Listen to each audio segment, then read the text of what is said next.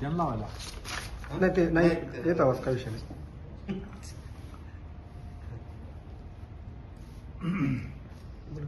Sir, आज मान्सूनपूर्व आपत्ती व्यवस्थापनाची बैठक झाली. काय काय तयारी आहे आगामी मान्सूनसाठी? मान्सूनपूर्व आपत्ती व्यवस्थापनाच्या अनुषंगाने महानगरपालिकेमार्फत नाले साफसफाईची कामं प्रगतीपथावरती आहेत. त्या अनुषंगाने महापालिकेच्या चालू असलेल्या कामाचा आणि आपत्तीसाठी प्रत्यक्ष काम करणाऱ्या यंत्रणेचा, साहित्याचा आढावा घेण्यासाठी आज बैठक आयोजित करण्यात आलेली होती.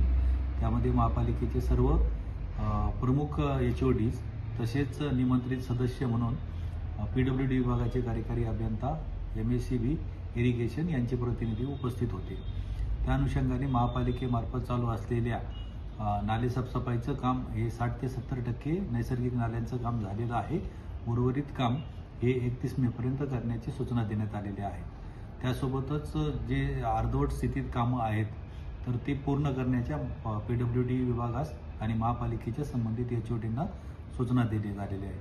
त्यासोबतच आपल्या आपत्ती प्रतिसाद दल जे 29 लोकांचं आहे तेही तत्पर ठेवण्यात आलेलं आहे.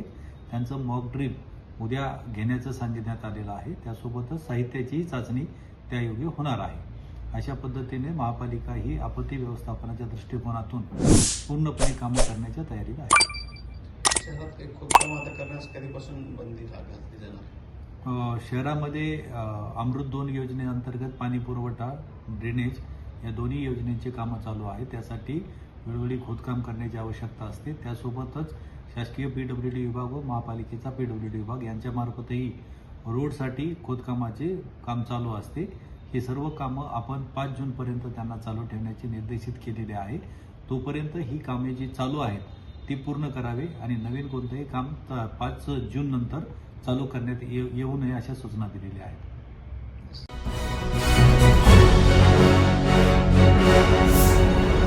Thanks for watching Ekmat Digital.